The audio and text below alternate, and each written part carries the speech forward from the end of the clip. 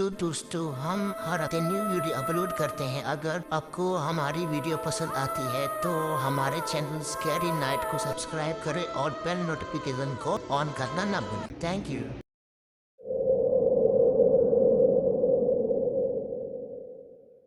कहते हैं हमारी ही दुनिया में ना जाने कितनी दुनियाएं और बसती है, मगर इंसान सिर्फ उसे ही मानता है जिसे वो देख सकता है। काली अमावस की रात थी। चारों ओर सिवाय हवाएं और शोर के अलावा कुछ भी नहीं था। राजन को आज घर लौटने में देर हो गई थी। रात के सन्नाटे को वो अपनी साइकिल से चीरता हुआ चला जा रहा था। वो गांव की नदी तक पहुंचा ही था कि तभी उसे नदी के पास एक काला साया दिखाई दिया जो नदी के किनारे पानी को घूरे जा रहा था। इतनी रात को नदी के पास देखकर राजन के ना जाने क्यों रोंगटे खड़े हो गए। उसे ऐसा महसूस हुआ मानो उसके पैर साइकिल के पैडल पर जम गए हो। राजन कपकपाते हुए होठों से बोला, कौन है वहां पर? राजन ने इतना बोला ही था कि अचानक वो साया बिजली की रफ्तार से दौड़ता हुआ राजन के नजदीक आ गया। राजन की नजर जैसे ही उस साये पर पड़ी, उसके हलक से एक भयानक चीख निकल गई। इस घटना के 1 महीने बाद अर्जुन का सारा ध्यान ड्राइविंग पर था। उसकी पत्नी शिखा कार में ड्राइविंग सीट के बगल में बैठी हुई एक मैगजीन पढ़ रही थी। शिखा ने मैगजीन रखकर अर्जुन की ओर देखकर कहा, और कितनी दूर रह गया है तुम्हारा गांव अर्जुन? बस थोड़ी दूर रह गया है, आधे घंटे में हम पहुंच जाएंगे। तुम्हारे चेहरे पर इतनी टेंशन क्यों है? टेंशन क्यों नहीं होगी शिखा, मैंने अपनी माँ को बगैर बताए तुमसे लंदन में शादी जो कर ली। पता नहीं माँ तुम्हें देखकर कैसे रिएक्ट करेगी। डोंट वरी अर्जुन, मुझ पर भरोसा रखो। तुम्हारी माँ को मनाने की जिम्मेदारी मेरी है। आई होप शिखा ऐसा ही हो। यकीन मानो अगर ऐसा हुआ ना तो मेरे ऊपर से एक बहुत बड़ा बोझ उतर जाएगा। अब मुस्कुरा भी दो यार। अच्छा, तुम बता रहे थे कि गांव में तुम्हारी बहुत बड़ी हवेली बनी हुई है। कुछ बताओ ना अपनी हवेली के बारे में। अरे 15 मिनट में हम वैसे भी पहुंचने वाले हैं, तुम खुद देख लेना। कुछ ही देर में अर्जुन अपने गांव वीरपुर अपनी हवेली में खड़ा हुआ था। अर्जुन की मां अर्चना देवी अर्जुन के स्वागत के लिए हवेली के बाहर खड़ी हुई थी। अर्जुन ने दौड़कर अपनी मां के पैर छुए और डरते हुए बोला, ये शिखा है माँ, मेरी पत्नी। हम दोनों ने लंदन में शादी कर ली। अर्जुन की बात सुनकर अर्चना देवी मुस्कुराकर बोली, कोई बात नहीं बेटा, एक ना एक दिन तो तुझे शादी करनी ही थी। इतना बोलकर अर्चना ने अपनी बहू को गले लगा लिया और वो अंदर आने का इशारा करती हुई वहां से चली गई। अर्जुन को अपनी माँ का ये बिहेवियर देखकर बहुत ज्यादा हैरत हुई। उसे उसकी माँ इस बार बहुत बदली हुई सी लगी। अर्जुन पूरे 10 साल बाद लंदन से आया था।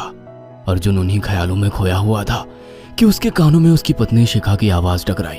अब क्या बाहर ही खड़े रहने का इरादा है क्या? अंदर नहीं चलोगे? कौन से ख्यालों में गुम हो गए? मुझे लगा था माँ को मेरी शादी के बारे में जानकर बुरा लगेगा, मगर माँ को तो जैसे कोई फर्क ही नहीं पड़ा। अजीब आदमी हो। ये तो अच्छी बात है, मुझे मेहनत करने की जरूरत ही नहीं पड़ी। चलो अब अंदर भी चलो। अर्जुन और शिखा अंदर की ओर चले गए। अर्जुन ने देखा कि उसकी हवेली में सन्नाटा पसरा हुआ था। उसे याद था कि उसकी हवेली में बहुत सारे नौकर चाकर हुआ करते थे। डाइनिंग टेबल पर डिनर के दौरान अर्जुन अपनी माँ से जो बोला वो सुन उसकी पत्नी शिखा और रहस्यमय अंदाज में मुस्कुराकर लगातार देखे जा रही थी। माँ, हवेली के सारे नौकर कहाँ गए? मैंने सबको छुट्टी दे दी बेटा। लेकिन क्यों माँ, तुम्हें तो काम करने में बहुत ज्यादा तकलीफ होती होगी। नहीं बेटा, मुझे कोई तकलीफ नहीं होती। कुछ वक्त से मुझे सुकून और सन्नाटा अच्छा लगता है। अर्जुन इससे पहले अपनी माँ से कुछ कहता कि उसकी माँ ने उसे बोलने से रोक दिया। अर्जुन चुपचाप खाना खाने लगा। खाने के बाद अर्जुन और शिखा बेडरूम में चले गए। अर्जुन बेड पर सोच में लेटा हुआ था कि अचानक शिखा अर्जुन से लिपट गई और वासना का तूफान अपने चरम पर पहुंच गया था। अचानक शिखा को दरवाजे पर 2 लाल लाल आंखें दिखाई दिए। उसे ऐसा लगा जैसे कि कोई उसे देख रहा हो। शिखा ने तुरंत बेड से उठकर अपने कपड़े पहन लिए। क्या हुआ शिखा? अर्जुन, मुझे ऐसा लगा जैसे कोई हम दोनों को देख रहा हो। पागल हो गई हो क्या? हवेली में सन्नाटा पसरा हुआ है, एक भी नौकर चाकर नहीं है। तुम्हें वहम हुआ होगा। तुमने तो सारा मूड खराब कर दिया शिखा, अब सो जाओ। उस रात अर्जुन तो गहरी नींद में सो गया, मगर शिखा की आंखों से नींद कोसों दूर थी। अगली सुबह शिखा जल्दी उठकर किचन की ओर चली गई, मगर उसने देखा कि उसकी सास अर्चना नाश्ता तैयार कर चुकी थी। माँ, आपने तकलीफ क्यों की? मुझे बुला लेती आप। शिखा की बात सुनकर उसकी सास अजीब से अंदाज में शिखा की ओर देखने लगी। उनके देखने के अंदाज में पता नहीं ऐसा क्या था कि शिखा को अपने रोंगटे खड़े होते हुए महसूस हुए। अर्चना धीरे धीरे करीब कदमों से शिखा के करीब आकर बोली, कोई बात नहीं बेटी, तुम्हें अब यहीं रहना है। तुम सिर्फ मेरे बेटे के साथ प्यार से रहो और जल्दी से मुझे एक पोता दे दो। काम की चिंता मत करो, वो सब मैं कर लूंगी। कुछ ही दिनों के बाद अर्चना गर्भवती हो गई। उसे हवेली में रहते हुए 6 महीने से ज्यादा वक्त हो चुका था और इन 6 महीनों में उसने नोट किया कि जब से वो गर्भवती हुई है, उसकी सास अचानक से आकर उसके पेट पर हाथ फेरने लगती और अजीब से अंदाज में उसके पेट को घूरने लगती। शिखा ने तंग आकर अर्जुन से कहा, अर्जुन, मुझे तुम्हारी माँ का बिहेवियर बड़ा अजीब लगता है। तुम्हारी माँ जब देखो मेरे पेट पर आकर हाथ फेरती रहती है। अरे माँ को अपने पोते के आने का बेसब्री से इंतजार है शिखा, इसमें अजीब लगने वाली क्या बात है? मैं तुम्हें कैसे समझाऊं? मैंने माँ की आंखों में एक अजीब सी चमक देखी है। कैसी चमक? शिखा के मुंह से अचानक से एक अल्फाज निकल गया, जैसे किसी डायन की आंखों में होती है। शिखा की बात सुनकर अर्जुन का गुस्सा 7वें आसमान पर पहुंच गया। वो गुस्से से चीखते हुए बोला, खबरदार शिखा, आगे एक शब्द मेरी माँ के खिलाफ मत निकालना, नहीं तो मुझसे बुरा कोई नहीं होगा। तुम्हें शर्म आनी चाहिए शिखा। जब से तुम यहाँ पर आई हो तब से मेरी माँ तुम्हारी कितनी चिंता करती है। वह तुम्हें समय से खुद नाश्ता बनाकर देती है, खाना देती है, यहाँ तक कि हवेली की साफ सफाई भी वो अकेली करती है। क्या बोलूं अब तुमसे, शर्म आती है मुझे तुम्हें अपनी पत्नी कहते हुए। इतना कहकर अर्जुन गुस्से से कमरे से निकल गया। शिखा अर्जुन से बहुत कुछ कहना चाहती थी मगर कह नहीं पाई। उसने महसूस किया था कि चाहे कितनी भी तेज आंधी और तूफान आए, मगर हवेली के अंदर धूल की एक परत तक नहीं जमती थी और दिन ब दिन अर्चना के चेहरे की झुर्रियां कम होती जा रही थी। ऐसा लगता था मानो वो जवान हो रही हो। शिखा के अब 9 महीने कंप्लीट हो चुके थे और एक रात अचानक उसे प्रेगनेंसी पेन होने लगे। वो दर्द से तड़पने लगी। ये देखकर अर्जुन घबरा गया। वो दौड़ा दौड़ा माँ को बुलाकर लाया और बोला, माँ, हमें तुरंत शिखा को किसी अच्छे हॉस्पिटल में एडमिट कराना होगा। अर्जुन ने देखा कि उसकी माँ ने उसकी बात को सुना ही नहीं। वो तो बस शिखा के गर्भ की ओर आंखें फाड़ फाड़ कर देखी जा रही थी। अर्जुन एक बार चिल्लाकर कहा, माँ, हमें शिखा को इसी वक्त हॉस्पिटल में एडमिट कराना होगा। नहीं, शिखा की डिलीवरी हॉस्पिटल में नहीं, इसी हवेली में होगी। लेकिन इस हवेली में आपके और मेरे अलावा कोई नहीं है। तभी शिखा दर्द से तड़पने लगी। अर्चना ने अपने बेटे को धक्के देकर कमरे से बाहर निकाल दिया और दरवाजा बंद कर लिया। अर्जुन हक्का बक्का रह गया। अर्जुन दौड़ता हुआ गांव की ओर गया। उसने देखा कि गांव में एक पेड़ के नीचे गांव के सभी बुजुर्ग इकट्ठे थे। उनके हाथों में जलती हुई मशालें थीं। अर्जुन उनके पास पहुंच गया और बोला, मेरी मदद कीजिए, मेरी बीवी को प्रेगनेंसी दर्द हो रहे हैं।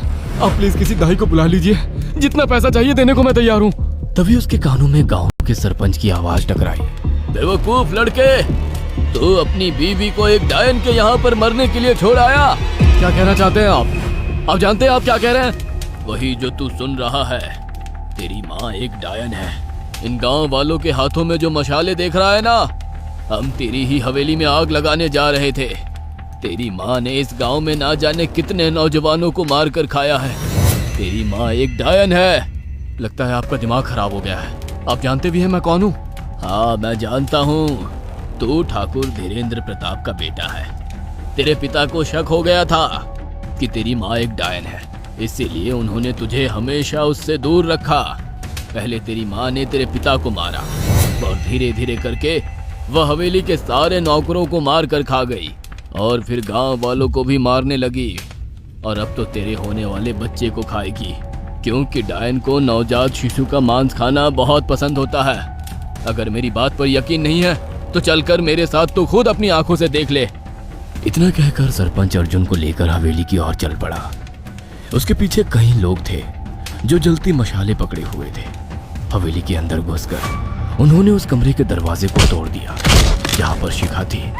कमरे का मंजर देखकर अर्जुन के रोंगटे खड़े हो गए। उसने देखा कि उसकी माँ एक बेहद भयानक रूप में उसके बच्चे का मांस खा रही थी और उसकी पत्नी शिखा फर्श पर मरी हुई पड़ी थी और पूरा फर्श खून से लाल था।